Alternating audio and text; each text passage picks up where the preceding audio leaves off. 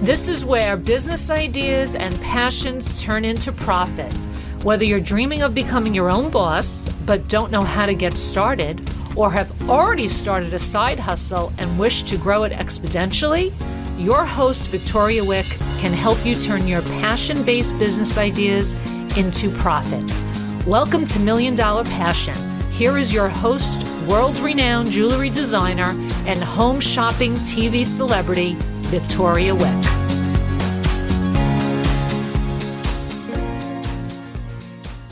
Welcome to another episode of the Million Dollar Passion Podcast.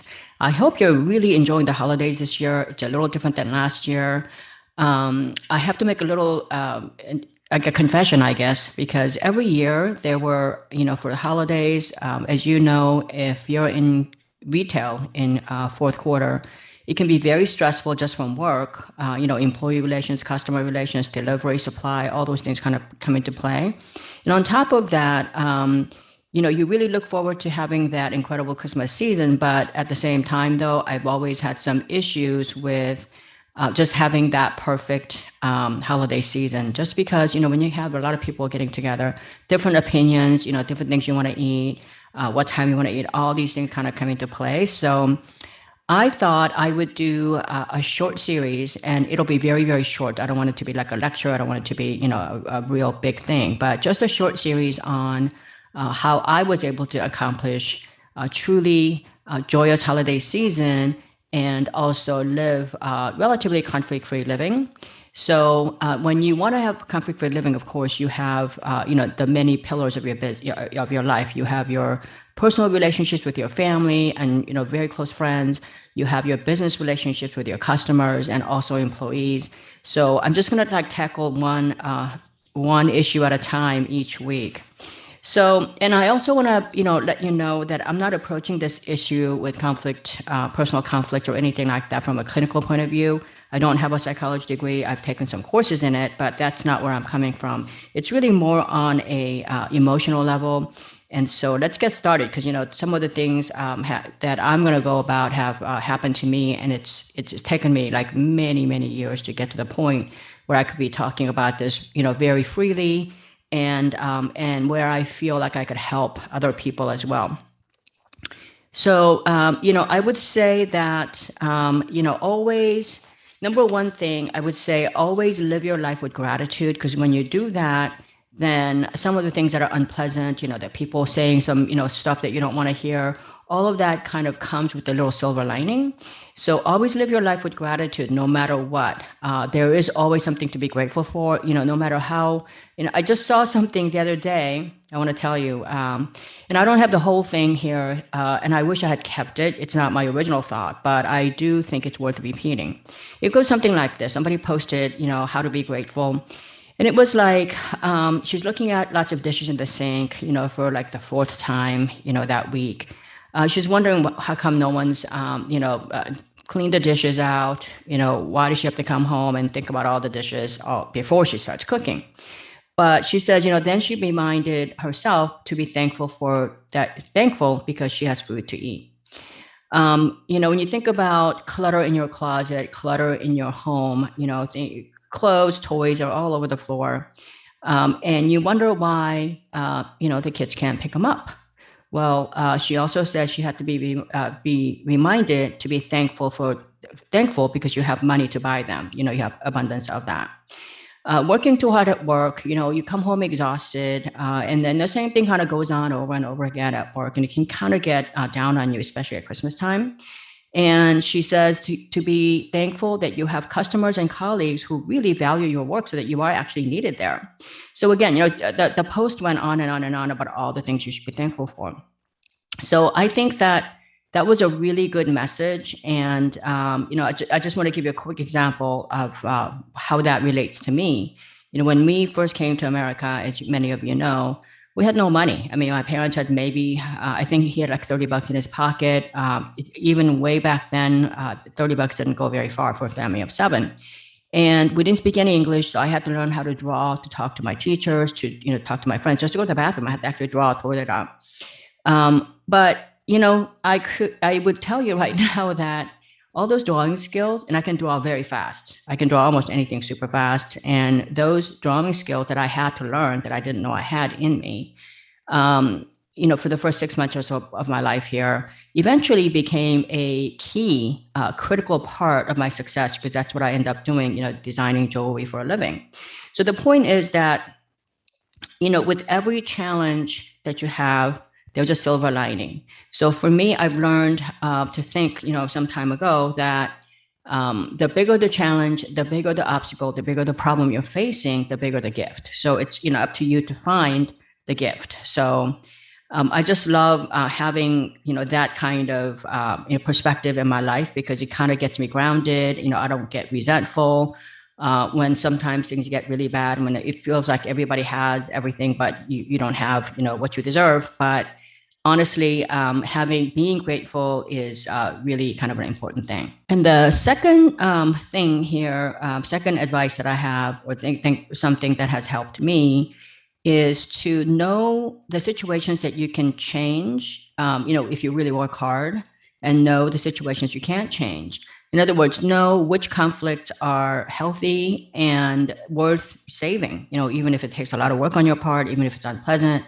And also know which conflicts are toxic and they're not worth saving. The more you get involved in a conversation with someone that's really toxic, who's like hell-bent on making sure that everybody else around him is miserable, you don't want to have anything to do with that. So you do need to know, you don't have to save every conflict. You don't have to save every relationship. You just, and when you say something's not worth saving, you don't even have to be unpleasant about it. You can just remove yourself from the situation.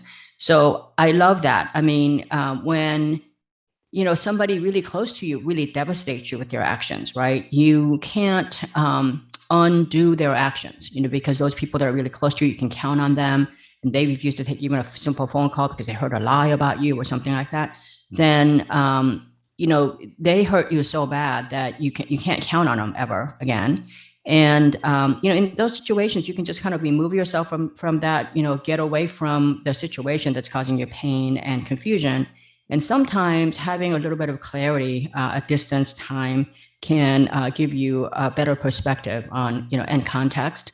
So I like to, basically do that. I'm not a confrontational person. I don't like conflict, but I didn't always have the courage to say, no, this is not okay. Or no, you don't have a right to say this. I never had the courage to do that. I always would just kind of remove myself. And I still continue to do that most of the time, because it's just easier for me. And I'm kind of still working on that, because sometimes you do need to, make sure that people who are hurting not only you, but other people with their words, because sometimes words can hurt more. You do need to have that. So I'm kind of working on that myself. And then last thing, my mother-in-law, she passed away this year. She passed away at age 100. I miss her a lot. And the one thing, there's so many things about her that we love, but the one thing that everybody who knew her would say about her is that she always, always, always did the right thing. She lived 100 years old. Trust me, she had a lot of conflicts, a lot of difficult times when she could have, bent her moral values just by a smidgen. But she lived a simple life, and she always did the right thing. And when you always do that, no matter what the cost, no matter how painful it is, she always did the right thing. And when you do that, what happens is, things start to happen for you. You live a clear life with clear conscience. And I say that because, a lot of times in business or even in personal relationships, somebody might say something bad about another person, and that that's not right. I don't want to hear anybody talk bad about anybody else to me that I don't know. But so sometimes my mother-in-law would say something like, what, that's really interesting, but would it be possible for you to not tell me about it because I don't know this person? I didn't have that courage. So, this year I'm going to make a concerted effort to actually do have some courage, because it takes courage to do the right thing sometimes, especially when you feel like it's not your issue, it's them against them, like the situation I just explained. Or maybe you think it doesn't impact you. So even though you are witnessing something that's clearly wrong, that you can walk away from that situation because you weren't involved in causing any pain from anybody else, So and I rambled on here, but I think that with a lot of the social, unrest that we had, and also even people in my close circle, one of my problems is I get along pretty well with everybody, but a lot of people that I know don't get along with each other. And, they come to me for advice. And I just decided this past year, I didn't want to have anything to do with any of it because it's not productive for them. It's not productive for me. The most productive thing they could do is talk to each other and work it out. So, always do the right thing. It's always doing whatever you can do, because then you can live, consciously, honest life that's conflict free, and you can be happier. You really are. Because, I actually walked away from a lot of those relationships, and some of them, I mean, I wouldn't say I walked away. They walked away from me because, I'm not socializing, and it's great because you don't have to go, create a big, scene or do anything like that. It's just been, it's just so much better that way, for you to have a clear conscience and, don't have any fake relationships, just have great, authentic relationships that matter to you, that matter to your children, matter to your family. And it's just great. The other thing I'm going to talk about too is, I guess, of all the things that, all the conflicts that we deal with, I deal with conflict-free diamonds, I think about things like conflict-free oil. There are a lot of conflicts all around us, but I think the most difficult thing out there is to deal with personal conflicts with your extended family or people that are really close to you. Because as we grow older, we all have different opinions on things. I mean, my family, for example, we have animal activists, we have animal hunters, people who actually hunt, and eat it. And we have, like I said, we have animal activists, we have, vegans, we have Buddhists, Christians, atheists, you name it. We got everybody. So of course you can have, sometimes dialogues can be very heated. And, even things like what do we serve, at Thanksgiving or Christmas becomes a real issue. So when I say that, and I say this because, I have Korean side of the family, the Norwegian side of the family, and then they all married a different people. So it can be kind of challenging, but this is why I'm having this, because many of you are in this situation where your holidays are really beautiful, but laced with a little bit of blue, a little bit of sadness, or a little bit of, oh, I wish, this could be that. So, I will say, I confess many, many years, I actually don't eat meat, but, I'd go to, I attended Thanksgiving, Christmas, New Year's, all of these events, not just in my family, but, elsewhere. I've traveled everywhere, and I've had to, spend it sometimes outside of the country. And I just kind of went with the flow. But, this year I decided I'm just going to kind of, just be firm about what I need out of the holidays and how I can serve other people by being happy, being honest, being transparent. So when COVID-19 happened, I think a lot of my priorities, my way of thinking, that the happier me, the more honest me, the real me, not one that just kind of compromises all the time for the sake of everybody else, but I'm unhappy, can serve other people more, better. And believe it or not, everyone around me actually has respected that. And, we're just really having a great, second run at some of these relationships, which is really fabulous. So I would say that, try, if you, my old church at Bel Air Presbyterian had what they call a Blue Holiday workshop. So, this was actually specifically done for people who just lost a loved one to death, or sometimes they got through a really nasty divorce and they don't have their kids or their spouse with them for the first time. Or, maybe they were just shunned by their family because they're from a different, they were Christians and the family celebrated some other religion. So they had these Blue Christmas workshops, and that's basically some of the things that they do teach you is to embrace the holiday season no matter what their circumstances, because this is the season of forgiveness, kindness, and serving other people. And remember, it's the season when you are supposed to celebrate, the sacrifice of Jesus Christ. For those of you who celebrate Hanukkah, you have other beautiful reasons to celebrate the season. So I would say that, again, to recap this whole, episode, number one, decide which relationships are worth saving, and the ones that require, some work on your part, be, willing to do that, just go all in, because those relationships that are worth saving, they're not that many, but, it requires a lot of work. And when you go through that, it'll be worth it. And then figure out which relationships are not worth saving, because those could be very difficult. But when you choose not to save those relationships, you can still forgive the person for, being wrong on issues, or maybe hurting you, or, maybe this was a divorce case where they took the kids, whatever. Make sure that you find a way to forgive that person.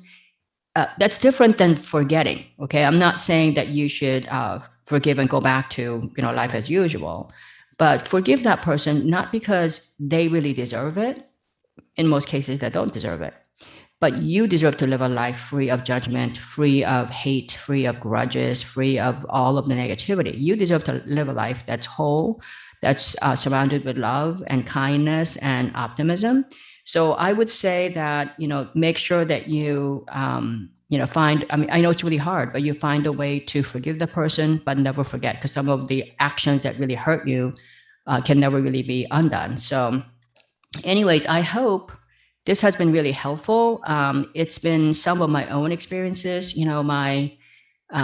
as you can imagine, coming here as an immigrant from a different country with different cultures. We eat very different things at our Thanksgiving.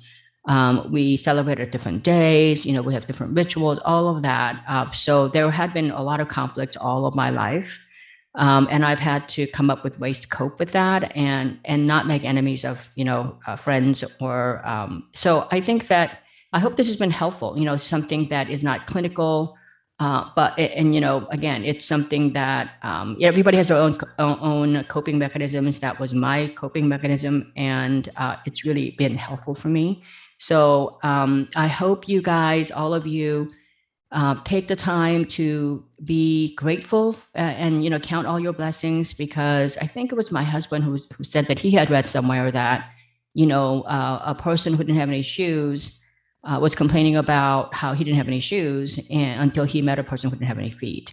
So it's not funny, but it is true that there's always somebody worse off than you. So be grateful, count your blessings, and look for that gift that's wrapped in with your challenges. And I wish you a wonderful holiday season. I will be doing another series on conflict-free, living a conflict-free life in terms of your business, relationships next week. Until then, please stay healthy and happy. Remember, happiness is a choice. And I hope you make great choices this week. Thank you. You've been listening to $1 Million Passion, where we turn dreams into reality and passion into profit. According to ancient Chinese proverb, a journey of 1,000 miles begins with a single step. Congratulations on taking that first step today. For more information on how Victoria can help you turn your business idea into $1 million, and to download Victoria's free ebook on passion-based business ideas, visit $1milliondollarpassion.com. Don't forget to subscribe, rate, and review the show on your favorite podcast player.